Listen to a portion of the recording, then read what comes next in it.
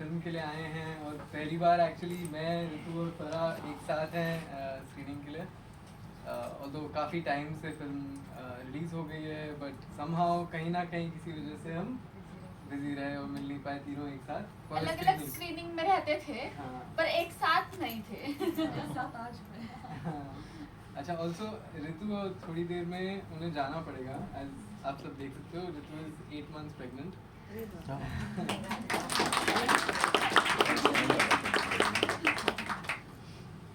तो आपके जो भी सवाल हैं ऋतु के प्रति आप प्लीज पहले वो पूछ सकते हैं। पहले तो सांस ही नहीं निकल रही यार देखने के बाद। But so lively all of them. You the way you shot it. खूबसूरत दिखते हो। Thank you. मुझे भी ऐसा ही लगता है। मैं ही बोल देती हूँ कुछ क्वेश्चन नहीं है तो 2 मिनट आपको कुछ बताना है हमें कुछ भी बताना चाहो तो बताओ।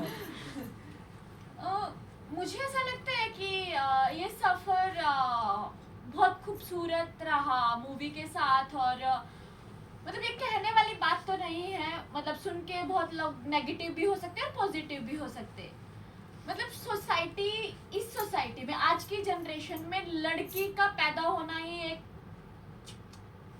बहुत बड़ा गुनाह जैसा है और उसके बाद उसको सरवाइव करना बहुत ही ज़्यादा डिफिकल्ट है। बट मुझे लगता है कि एसिड अटैक होने के बाद वो पहले वाली लाइफ से अब वाली लाइफ ज़्यादा बेहतर है। मतलब ऐसा नहीं है कि लोग मुझे सिंपैथी से देखे मुझे नहीं चाहिए। मतलब जैसे नॉर्मल लोग हैं वैसे ही मैं हूँ पर मुझे पता है मुझे क्या करना है, मैं कहाँ जाना चाहती हूँ, मैं क्या करना चाहती हूँ, क्या हो रहा है। तो उसके बाद और सुंदर हो गई। जहाँ मन करता है जा सकती हूँ। पहले बाउंडेशन थी यहाँ नहीं जाना है वहाँ नहीं जाना है, ये है वो है, मम्मी पापा मतलब सब लोग। पर ये उनको एक टाइम के बाद ही रियलाइज होता है कि नहीं लड़कियाँ खुद का स्टैंड ले सकती हैं। शायद ऐसा कह सकते हैं पहले सुंदर दिखती थी फेस से, दिल तो वैसा ही रहता है लास्ट सांस तक। वो आजकल इंस्टाग्राम पे भी 2 हाथ देखते हैं ना, एक बूढ़ी औरत का होता है एक जवान का। एक टाइम के बाद वो आना ही है। तो वो फेस की सुंदरता मायने ही नहीं रखती है, दिल की रखती है। तो वैसा ही है कि एक टाइम के बाद वैसा होना ही है। तो मतलब मुझे लगता है दिल से सुंदर होना ज़्यादा ज़रूरी है आज के टाइम में। और सब ठीक है। सबसे इम्पोर्टेंट बात है कि आपका ऐसे पॉजिटिव जो अप्रोच हुआ वो कब हुआ, कैसे हुआ, थोड़ा सा बताएं। मैं स्पोर्ट्स प्लेयर रही हूँ। मतलब मैं 8th स्टैंडर्ड में भी नहीं 5th 6th स्टैंडर्ड में थे मैं वॉलीबॉल खेलती थी और मैंने बहुत थोड़े समय में स्टेट लेवल पे खेला था। मुझे नहीं पता ये होता है या ऐसे ही कहने वाली बात है। मेरे फैमिली में सब लोग स्पोर्ट्स प्लेयर है। मेरी एक सिस्टर को छोड़ के हम 5 सिबलिंग्स हैं। तो वहाँ से हिम्मत है। पर मुझे ऐसा भी लगता है सेम टाइम अभी आप बैठे हो खड़े होके लगता है ना अरे यार कमर में दर्द हो रही है। तब तक वो कमर का दर्द नहीं पता चलता है जब तक आप बैठ के बहुत देर खड़े नहीं होते हो। तो किसी भी पेन को आप तब तक नहीं समझ सकते जब तक आपके साथ वो हो नहीं जाता। और पता नहीं मैं तो भगवान पे बहुत भरोसा करती हूँ तो वो कहीं ना कहीं से शक्ति भी देता है उसको झेलने की। तो वैसा ही है कि ये हुआ बहुत पेनफुल है, आज भी बहुत पेनफुल है बट उसको सहन करने की भी शक्ति कहीं ना कहीं से आती है और बैकबोन बन के बहुत सारे लोग खड़े रहते हैं साथ में।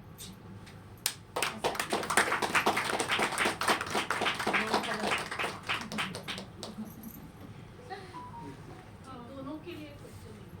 जिन शख्स ने आपके साथ ये किया, जिन आदमियों ने, क्या आप उनको दोबारा मिली और क्या आपको लगता है कि उनको जो सजा मिली है, उनको पहली बात तो क्या उनको सजा मिली अप्रोप्रिएटली और आपको लगता है कि जो उनको सजा मिली क्या वो बराबर थी? मुझे लगता है कि इंडिया में इतना कानून नहीं है और मतलब ऐसा है ही नहीं। आप कुछ भी क्राइम करके आओ थोड़े टाइम के बाद बाहर चले जाते हो। एसिड अटैक के केस में लाइफ टाइम का सजा मिलता है। मेरे केस में 2 लोगों को 10-10 साल का और 3 लोगों को उम्र कैद की सजा मिली थी। पर 2012 में अटैक हुआ था और 2017 में वो सब लोग बाहर चले गए। तो कुछ ज़्यादा और कम नहीं है। पर मुझे ऐसा लगता है कि कोई भी इंसान कोई गलती करता है, नॉर्मल गलती भी, बड़ी छोटी ठीक है, मैं उसको अपने साइड से माफ़ कर दिया, ठीक है, भगवान उससे बदला लेगा या भगवान उसको सजा देगा उसकी। पर उसके बाद 5 साल में क्या होता है, आज भी वो ऐसे ही घूम रहा है। जिंदगी मेरी खराब हुई, लेफ्ट आई से मैं नहीं देख पाती हूँ, सरवाइव मैं कर रही हूँ, हर एक जगह पे मुझे खड़ा होना पड़ता है सामने, आज भी ट्रीटमेंट चल रहा है, तो वो क्या आपका एक उनसे दोबारा मुलाकात हुई? मैं कभी फेस टू फेस तो नहीं मिली, और ऐसा होता भी है कि जब उसको डिस्ट्रिक्ट कोर्ट से सजा हुई थी तो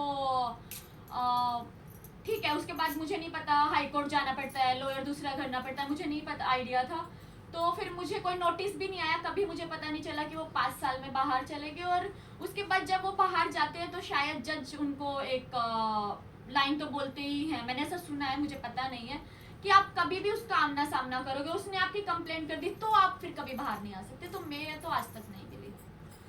मेरा भी वापस कंप्लेंट क्यों नहीं की अगर ऐसा है तो? मैम देखो, एक बात है, छोटी सी जिंदगी है, मुझे नहीं पता अगले मिनट मेरे साथ क्या होगा, पर मैं उस कोर्ट के ही चक्कर लगाती रही जिंदगी भर, ना तो मैं ट्रीटमेंट करा पाऊंगी, ना मैं मेरा पास्ट तो जो हो गया, ना मैं मेरा फ्यूचर प्रेजेंट ही नहीं जी सकती। हर दिन कोर्ट में भागते रहो, ट्रीटमेंट कराते रहो, जिंदगी यहीं पे रहेगी, मैं मेरे लिए क्या। तो मुझे लगता है कि मैं आज में खुश हूँ, ठीक है, देखा जाएगा, आज तक तो आमना सामना कभी हुआ नहीं। पॉजिटिव हो, दैट्स ग्रेट, बट आप पावरफुल, आपको ऐसा लगता है कि जब आप पॉजिटिव हो आप पावरफुल नहीं बन सकते, और अगर आप पावरफुल भी हो सकते हो पॉजिटिव होने के तो इसमें एक चीज ये कि पर्सनली स्ट्रगल मत करें, ये कुछ बनाया जा सकता है क्या? नहीं लेंगे। मैं समझ सकती हूँ, मैं आपकी फीलिंग को भी समझ रही हूँ सेम टाइम कि मतलब आज उसको नहीं तो फिर कल कोई और भी। Exactly. मैं समझ रही हूँ, पर मेरा पॉइंट ऑफ व्यू भी देखिए, आज भी एसिड अटैक होते हैं, वो आंकड़े थोड़े कम हुए होंगे, ऊपर नीचे हुए रहेंगे, बट आज भी एसिड अटैक हो रहे हैं, आज भी वैसा ही हो रहा है। कितने लोगों को 10-10, 20-20 साल सजा पाने को लगता है, कितना लोग भागेगा। आज के लॉयर की फीस अफोर्ड करना बहुत ही ज्यादा मुश्किल है, और मैंने आज तक मेरा गवर्नमेंट लॉयर देखा नहीं, तो मैं कहाँ भागूं? मैं सिर्फ कोर्ट की तारीख लेती रहूं और मैं करती रहूं, उसके बाद क्या? तो मतलब मेरे पॉइंट ऑफ व्यू से आपके शायद हिसाब से क्या लॉ होना चाहिए वही। जो हम मुझे लगता है कि 2.5 साल में सजा हुई 2.5 महीने में ही हो जानी चाहिए। और आपको लगता है कि ये बहुत ही गंदा अपराध है तो सजाए मौत भी हो सकती है, पर मुझे ऐसा लगता है कि सजाए मौत ना दो तो उसको 1 मिनट में फांसी भी दे देंगे तो खत्म, कोई रियलाइजेशन नहीं है उसको, बट उसको जेल से तो बाहर नहीं निकलना चाहिए। और जितना जितना ज्यादा मतलब उसको, मुझे नहीं पता जेल के अंदर क्या होता है, आराम से बैठ के सिर्फ खाते हैं, नहाते हैं, धोते हैं, मजे करते हैं, मुझे ये नहीं पता, पर उसके अंदर भी कुछ तो करवाते हैं, कुछ काम करवाते हैं। वो इतना हार्ड कराना चाहिए कि रियलाइज और बाहर वो बातें पता चलनी चाहिए कि ऐसा होता है, तो शायद फिर कभी कोई ऐसा ना करे। तो बेसिकली डेटरेंट पनिशमेंट होनी चाहिए जो कि पब्लिक अनाउंसमेंट में हो, ताकि बाकी वापस ना जी यस। और सजा पूरी भुगतनी चाहिए, ऐसा नहीं कि जन्म टिक हो गई और 7 साल में 5 साल में निकल 10 साल या गए, ऐसा 7 साल जो है ना, वो मतलब मेरे अपने मानने के हिसाब से बहुत कम है, क्योंकि हमारे जो एसिड सर्वाइवर हैं उनकी तो पूरी लाइफ डैमेज है। ये तो हम इतना स्ट्रॉन्ग है जो इतना इजीली चीज़ों को कर रहे हैं अपने मतलब अपने एफर्ट लगा के, लेकिन अगर देखा जाए तो बहुत पेनफुल है, बहुत मुश्किल है लाइफ सर्वाइव करना। आम इंसान की इतना मुश्किल है, तो आप सोचिए एसिड सर्वाइवर की या कोई भी सर्वाइवर हो उसका लिए कितना मुश्किल होता होगा। और वैसे भी कहते हैं ना कि 14 साल की सजा है, उम्र कैद की 14 साल की सजा है, उसमें भी दिन और रात मिलाते हैं, तो दिन 7 साल हो गए, क्या दिन और रात? जब एसिड फेंका तो दिन रात नहीं हुआ, कुछ नहीं हुआ, तो मतलब कहाँ तक क्या सोचे, क्या है, मैं तो समझना बहुत ही। डायरेक्टर साहब हमारे अभी आप कानून को बताओ। स्ट्रिक्टली इस चीज का डिसीजन लेना चाहिए, और मेरे मायने के हिसाब से कि आपको चौराहे पे वो सजा मिलना बीच चाहिए। बाजार में फांसी होनी लोगों चाहिए। में वो डर हो, मेन चीज होता है डर। हमारे मन में डर नहीं है कानून के लिए, हम कुछ भी कर लेंगे, हमें बेल मिल जाएगा, हम अपना कहीं भी जाएंगे, घूमेंगे फिरेंगे, और जेल में भी हैं तो हमें खाने को, पीने को, रहने को, खाने को, सोने को सब मिल रहा है। लेकिन जो हम लोग डॉक्टर के साथ सरवाइव कर रहे होते हैं, जो पेन नसें नहीं मिलती हैं, तो पूरी बॉडी में हर जगह पे कैनुला लगाने के लिए कोशिश की जाती है, वो कितना पेनफुल होता है। जब नसें मतलब बंद हो जाती हैं तो उसमें पानी डाला जाता है उसको डिप को अंदर जाने के लिए, तो वो कितना पेनफुल होता है, मतलब वो पेन हम लोग अल्फाज में नहीं बोल सकते। तो सज़ा भी उसी हिसाब से होना चाहिए। डायरेक्टर साहब अब आप बताइए कि what can be done. No, how did you come to this subject? Did you meet somebody? What is the, what made you so powerful to do this?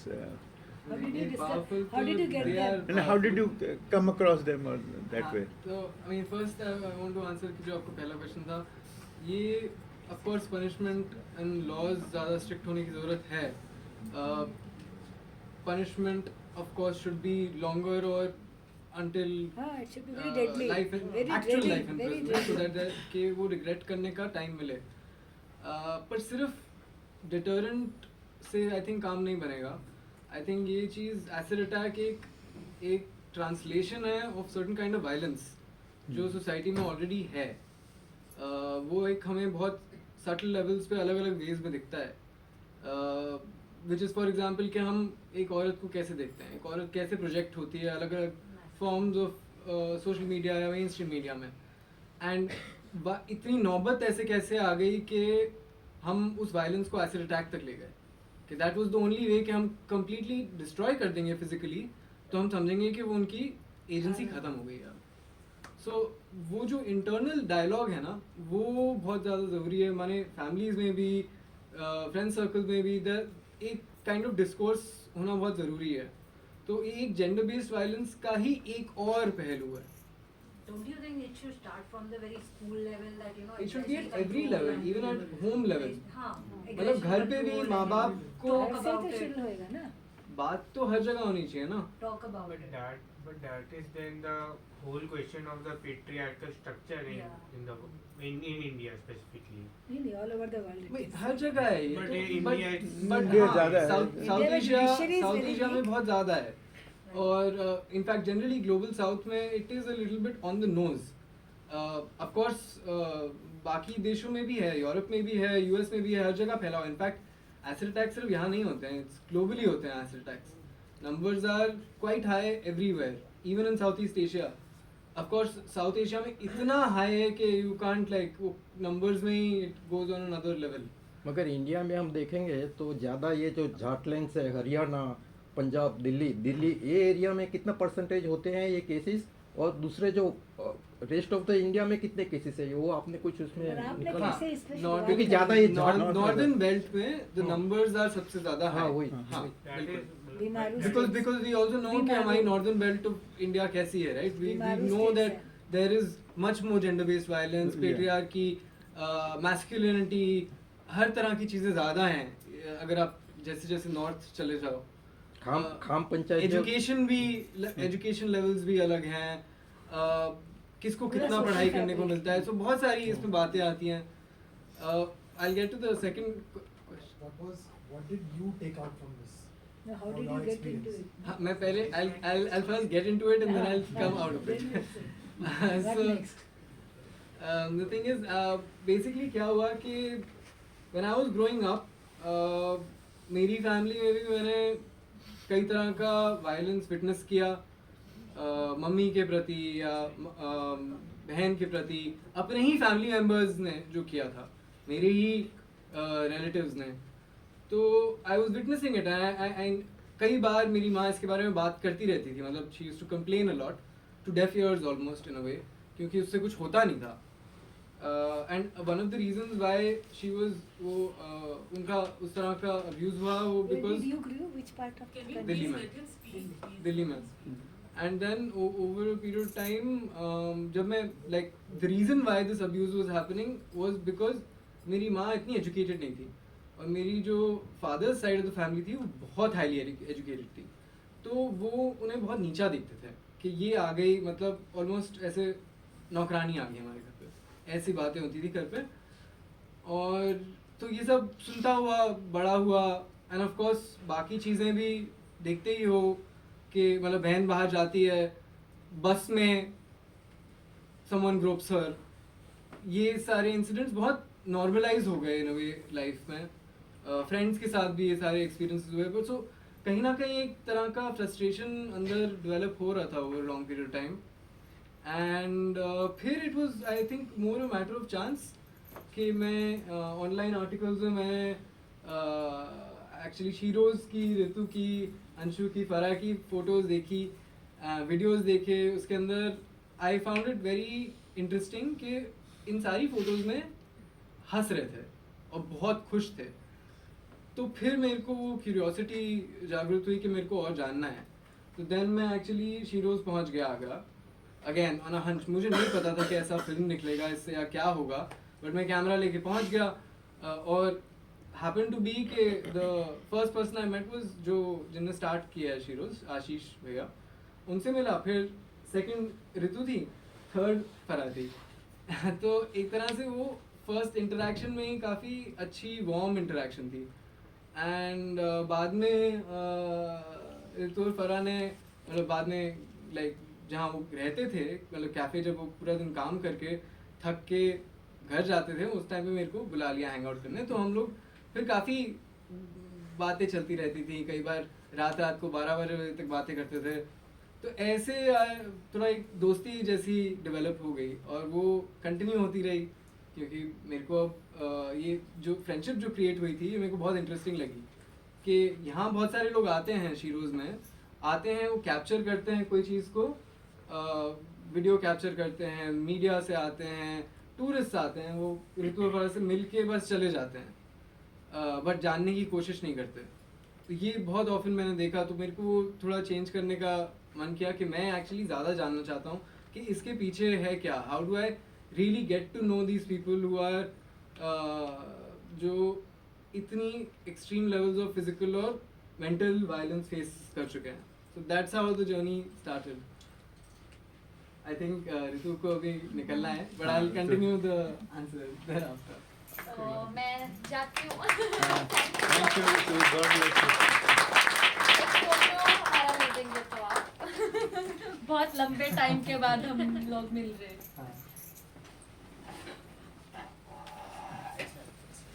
हाँ, सबके साथ शिफ्ट जाएंगे। बैठ जाए क्या? बैठ जाए।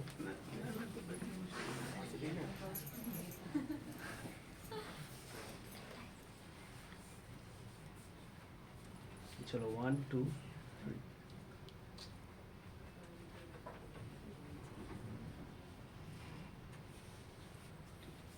Thank you.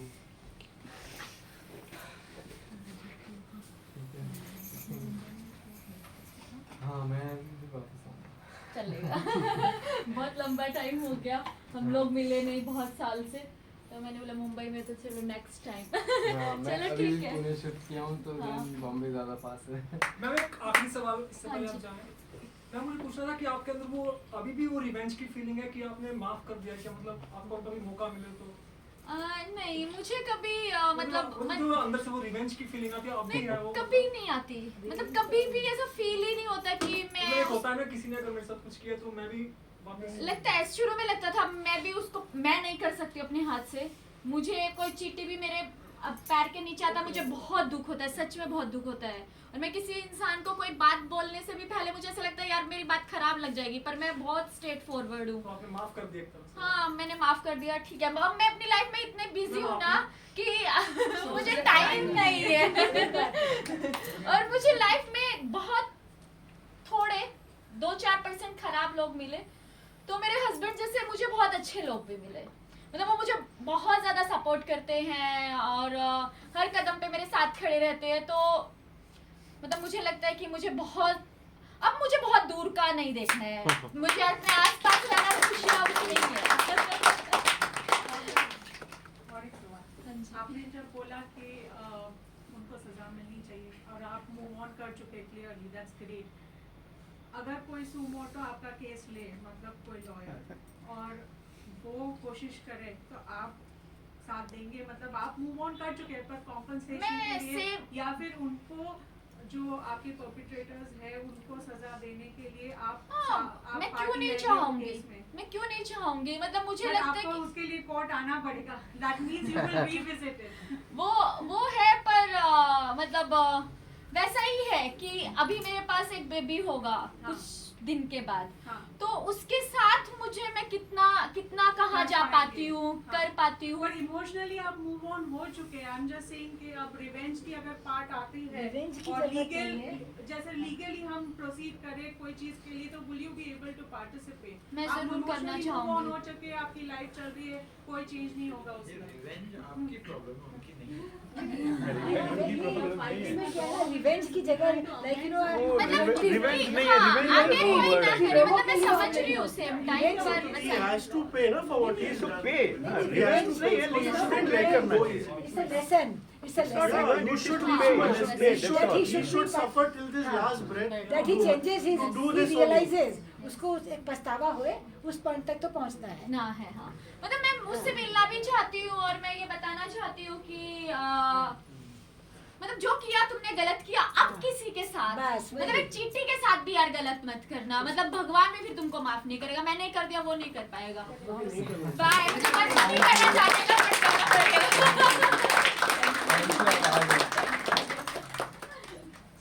Bye. Take care. Good luck. Thank you, ma'am. Thank you.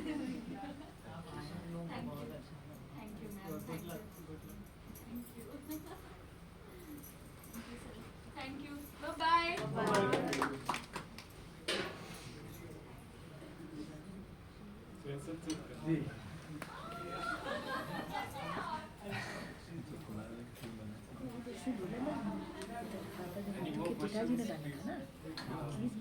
I'll just answer yours actually. So there are actually many takeaways from the film. One is I think Just close the door. the kind of persistence in finding zest for life. And that is something that मतलब ये चीज़ मैंने काफ़ी कुछ ऋतु और फराह से इतनी high intensity of zest for life मैंने तो इतना नहीं experience किया, and that's very incredible This for is me. what the I think most important learning from this exercise whatever you are. Right. क्योंकि अगर आप फिर से वापस लेके बदला लेने की बात करेंगे तो शायद इससे ज़्यादा शायद उभर नहीं पाएंगे और प्रेजेंट जो जिंदगी है उस खुशी के साथ नहीं जी पाएंगे. So Yeah. I think most important contribution from this. And इसलिए actually I also wanted to structure the film in a way that कि ये ऋतु और Farah only lead this film actually, and my intervention as a director in terms of quote unquote directing was very less. मतलब मैं I don't think ऐसा Just documenting. हुआ है कभी कि मैं ऋतु और फराह को कुछ बोलूँ आप ये करो वो करो ये करो, ये मेरी इस तरह का मोड था ही नहीं फंक्शन करने का. तो वो एक्चुअली बहुत ऑर्गेनिकली चीज़ें हो रही थी एंड वो सारी कुछ वो रिलेशनशिप के थ्रू ही निकल के आ रही थी, हमारी फ्रेंडशिप के थ्रू. और तीसरी चीज़ ये है कि एक जो एक दूसरे का नज़रिया होता है ना किसी को परसीव करने का, इस पे I wanted to actually open up the film कि हम एक दूसरे को कैसे देखते हैं, हम एक दूसरे को कैसे समझते हैं. तो that's also one of the reasons कि मैंने जो इंटेंड किया था कि स्ट्रक्चर में I will go from a sociological to a psychological state of being. मतलब you see people surviving and existing and persevering and you over a period of time get closer and closer and closer, so you start seeing their personality, you start going into their hopes, dreams, fears, anxieties, their philosophical discourse that exists. It works at another level altogether also. It actually challenges our concept of beauty, because that is, I think, at the crux of your film. It shows how shallow our understanding of beauty is. And Very true. Yeah.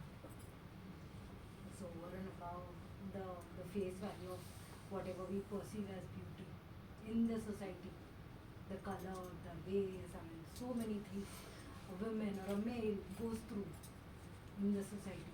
It's all and above. And it's all inside, as she said. It's all inside.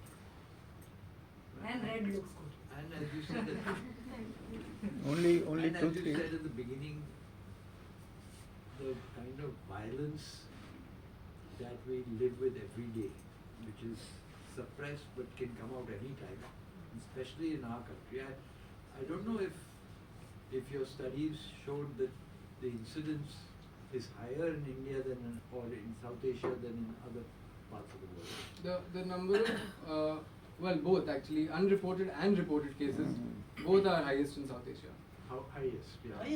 Yeah, much higher than other countries actually. Yeah. And in India more in the north. India तो के numbers purely by number itself, वो तो population numbers की वजह से इतना है. And also that it is 99.9% that the male हाँ.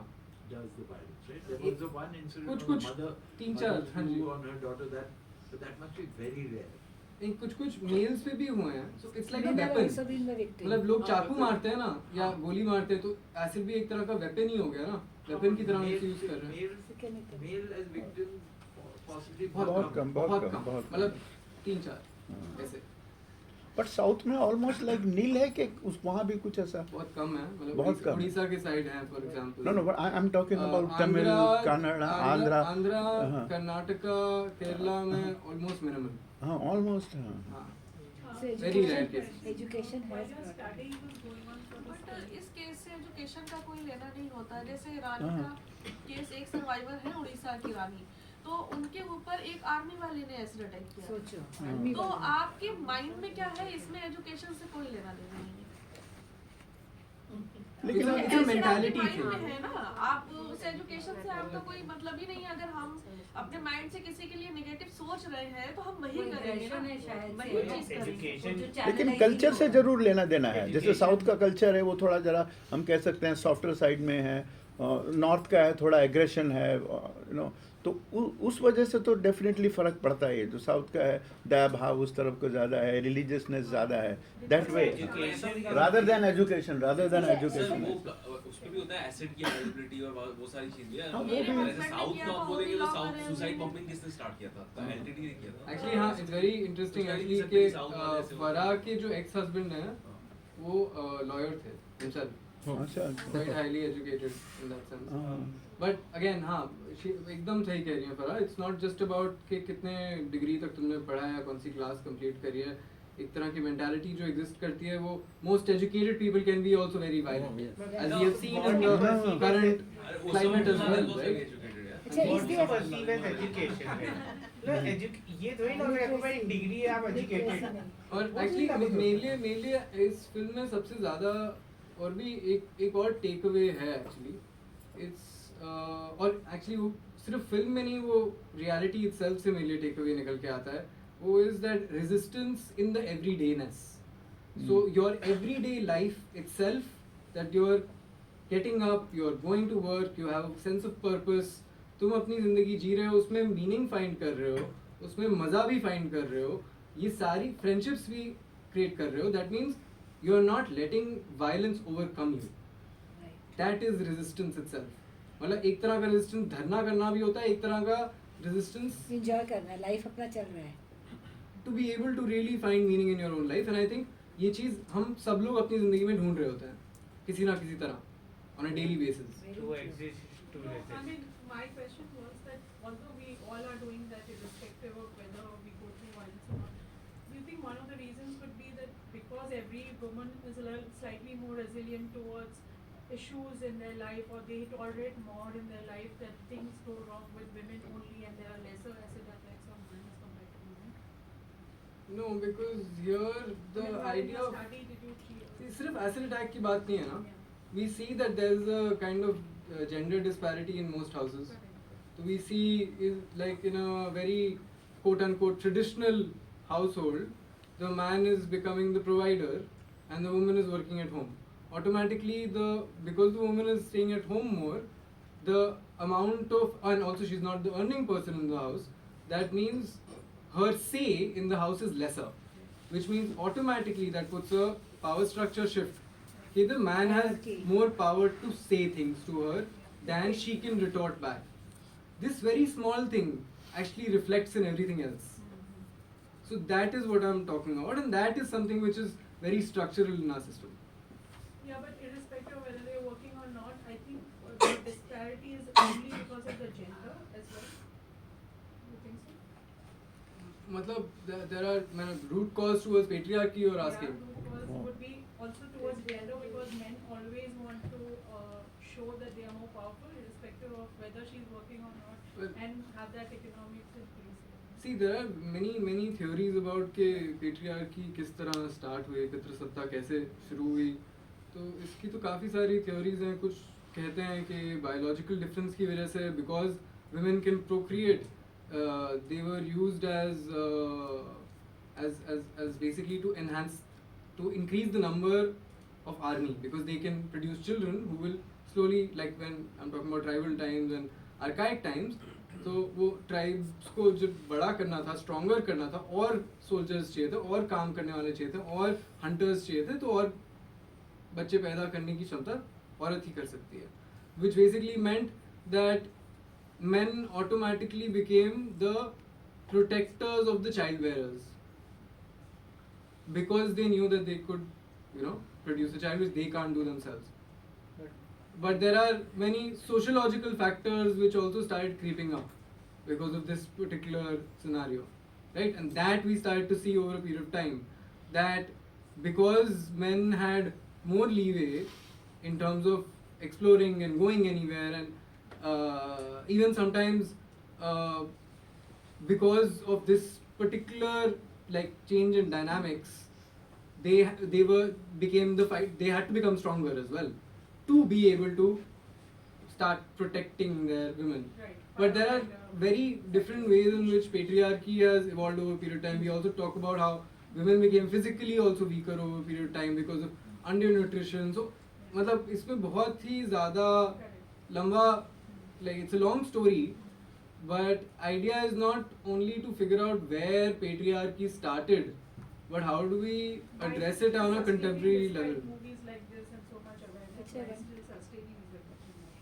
Farah has come all the way from Lucknow, so please. firstly we should all really be grateful to आप बहुत ही मतलब thank you आपको, आप इतना थैंक यू सो मच, आप सबका प्यार था जो यहाँ अच्छा, एक चीज और आप पूछनी भी थी. बोलिए जो आप आप यहाँ कुछ है बोलिए. तो आपसे सुनना चाहते नहीं, हैं. खासकर भरा के पास ही एक क्वेश्चन था मेरा कि जैसे, और मैंने इन जनरल ऑल्सो, कि जैसे जो एसिड जो फेंक रहे थे जो लोग हैं और उनको फिर प्रोजेक्ट वगैरह किया गया, did it bring any change in them? Did they feel bad, या उनको बाद में कन्फेस किसी ने किया है क्या कि हाँ मैंने गलती करी, ऐसा कुछ हुआ है कभी?